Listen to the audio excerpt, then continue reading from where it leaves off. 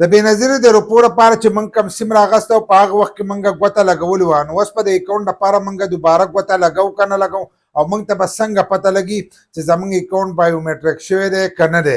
بل لا چې دا ګوته لګېده به د کل نه شروع کېږي. په دې ویډیو کې له مکمل معلومات در کوم.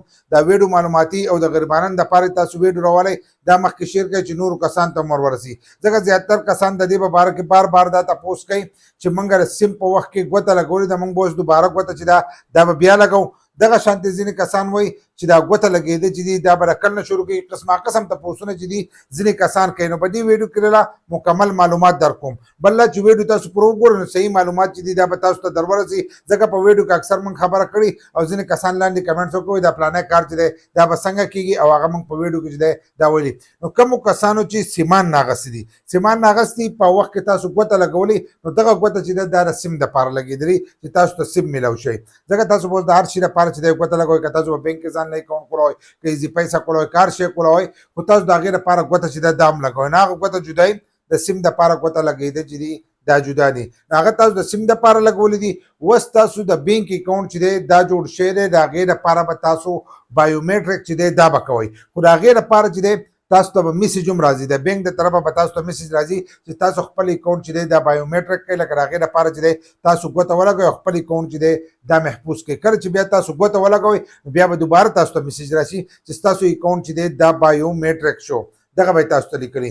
نو ګوته چې دا به تاسو د دغه اکاونټ لپاره چې دی دا به تاسو لازم لګوئ چې کله ستاسو دغه شي دا اوس بایومیټریک شروع شي نو د هغې لپاره به تاسو ګوته ولګوئ نو ستاسو اکاونټ چې دی دا به محفوظ شي. خو ځینې کسان وایي چې دا ګوته لګېده به د کل نه شروع کېږي، ځکه چې قسط تر اوسه پورې موږ ته میلاو نه شو. د دې نه مخکې ما تاسو ته هم ویلي چې قسط به د کل نه شروع کېږي. نو ځینې کسان وایي چې موږ ته قسط میلاو نه شو، دوی وایي چې ګوته لګېده. په ګوته لګېدو باندې چې دی په دې باندې هم وخت تېرېږي، خو نن سبا چې دی په هغې کې ټیکنیکل مسلې ده، ځکه چې کله ګوته لګوي نو ګوته چې دا نه راخلي. تاسو ته خو پته ده چې په پاکستان کې یو کار شروع کېږي نو اکثر یا په اپلیکیشن په ویب سایټ کې هر کار چې نو په هغې کې مسله راشي، ولې رش پسې واشي.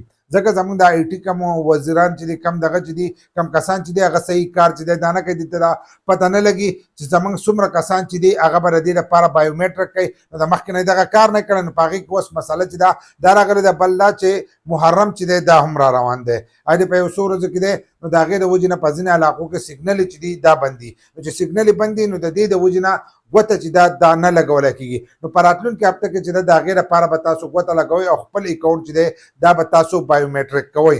چې بایومیټریک یې کوئ نو د هغې نه وروسته او بیا تاسو ته روپۍ چې دي دا به تاسو ته میلاویږي. ځکه چې بایومیټریک شي نو ستاسو اکاونټ ته به دغه روپۍ راشي، بیا تاسو د خپل اکاونټ نه چې سره هر څه چل کوئ، لکه که تاسو هر طرف ته لیږئ که هر څه چل پې کوئ نو تاسو د خپل اکاونټ نه کولی شئ چې دغه اکاونټ تاسو د ځان سره کولو کوئ. ځینې کسانو موږ ته به څنګه پته لګي چې په کم بینک کې به لګوو، تاسو چې کوم ځای کې روپۍ راغستې دي په هغه ځای کې چې دی تاسو ګوته لګولی شئ. لکه هغه کس سره هغه ډیوایس دی، هغه مشین ورسره وي، په هغې چې تاسو ګوته ولګوئ نو ستاسو اکاونټ چې دی دا به بایومیټریک شي.